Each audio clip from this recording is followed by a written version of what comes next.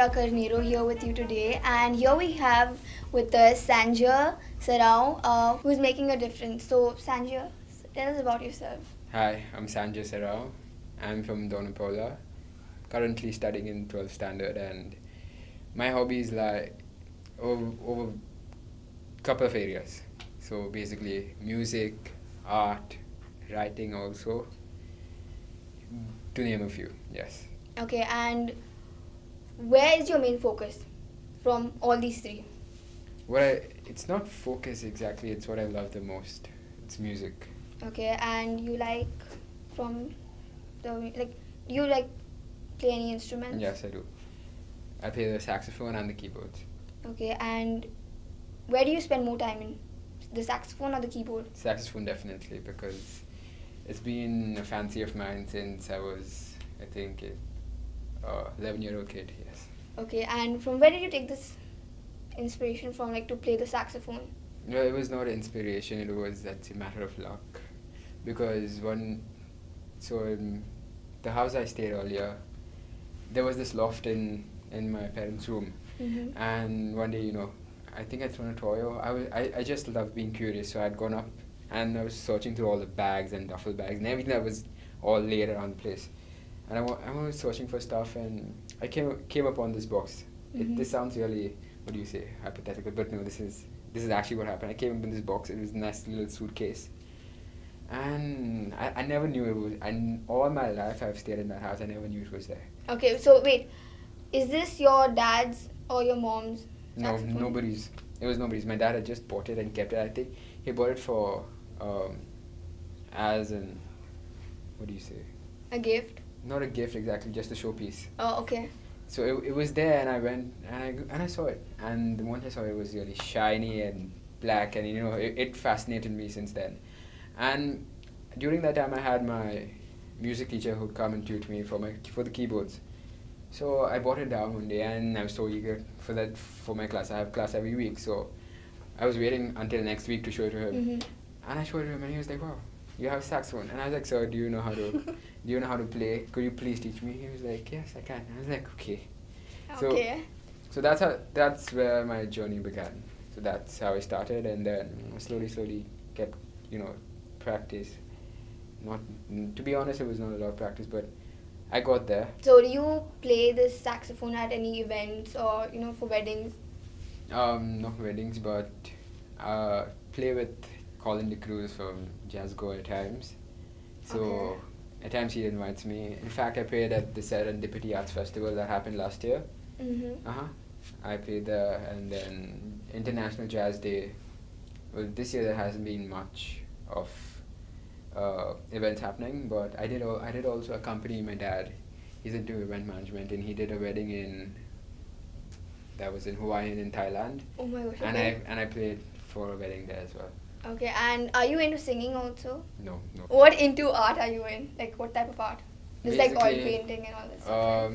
I've not put my hand into different mediums of art, but what I've stuck to is poster and color pencils. That's watercolor pencils. So I took to art because in school we had an option of taking economics or art, and I did economics for one, and I didn't really suit me well. So I found I've always had a knack for art and for sketching and everything. So I pursued into it. Okay. And then slowly, and although I was lagging behind and my friends were going ahead, I buckled up and I got better at it. So it's mainly more for academic basis than a hobby base, but I like drawing and sketching stuff. Okay, so do you paint and hang it up in your house, or just keep it there, or do you sell paintings? No, I don't sell paintings. No, okay. How do you manage your time with art and college? And school life. As of now, I don't believe in having timetables, because I myself can't stick to timetables. What I believe is in having agenda. Like the previous day, you plan an agenda for what you will do on the next day. For example, it's music, art, and studies. See, on that day, I may have different moods. I may not feel like studying, but I may feel like playing. So and if I study when I feel like playing, there's no point of doing it. So basically, all throughout the day, at the end of the day, I must have finished all what I've planned, or the agenda that I've planned. Mm-hmm. So if I feel like playing, or just passing my time around and doing things here and there in the afternoon, I know that I would satisfy myself by afternoon, and then by evening I would go and study, because then Okay. by then I'm already self-satisfied with my play and everything. Okay, so basically, do you like study more in the mornings or in the evenings? Like, what are you more comfortable with? I don't have a study time exactly. It's Okay. mainly upon how my mood and what I feel like doing. What are the different activities that help you be an amazing musician? As a jazz musician, the only thing that can help you get better is performing with other musicians and listening to jazz music. Because that, when it comes to jazz music is about portraying and painting a simple tune, song line, and infusing it with your touch. So, but while keeping, to the jazz standards. So it's basically, you listen and listen and listen to different jazz music from great jazz artists like Charlie Parker, all of them. So you keep on listening to them, and you slowly get that feel. It kind of grows on you, and then it's you're influenced by it, and then your playing gets influenced by it, Yeah. and then you add your own touch to it, and that's how you slowly develop. Okay, and how long do you like practice the saxophone? To be honest, I don't practice a lot, but I practice when my teacher comes over, and then Is that like just for daily? no, he comes once a week, but Okay. otherwise during the rest of the week I play for because I just love playing music, so I do it say 3 times or 4 times a week. Okay. What role has God played in your life? God has played a bigger role in my life. Well, since the beginning, my parents have always influenced me and taken me to church and everything. I visit the Blessed Sacrament on a daily basis, and it's all because of my mother, because she instilled that habit into me since I was a Yeah, kid. that's a good thing. Yeah, so every day, I believe more than praying, you need to develop a connection with God, and you'll be able to talk to Him, and say what you feel like, and always have a positive attitude that things will go well, and trust me, they do go Yeah, well. they do. Yeah, exactly. Yeah, okay. And when you wake up in the morning, what's the first thing that you do? Because when a disciplined person gets up in the morning, the first thing they do is like make their bed and then do their stuff. Yes, well, it's cool and everything, and I, at times, when I'm at home and I have holidays, I do make my bed. Okay. But otherwise, when it's cool, at times, if there is time in the morning, if I wake up at around say 6:45, I'll do my bed. If I ask your mom, would she say that you do make your bed? I think she will agree. Who's your hero? Whom do you take inspiration from? I don't really look up to one person. I take a little bit of everything from everybody around me. Okay. So what I believe is, I mainly believe in learning from just basically living. Mm-hmm. Everything, the events that happen every day in your life, take a little from them, learn from them, and apply that into your life and how you can make your life better. So like, if there's somebody in your life that that does something better or knows how to do it better, see, for example, I watched a couple of YouTube videos online, and there's this name, he's Neil. He's an astrophysicist, I don't know his surname, but he says, who would you employ? For example, you have people like, two people come to you for employment, for an architecture employment, and there's two people. One person, he asks one person, Yeah. Okay. what is the height of the tower that's outside this room? There was a tower outside the room where he was, and he asked him, what's the height of the tower outside? But that student who he asked was always living on the campus, so he knew the height of the tower, and he had studied, so basically he's living by The rules.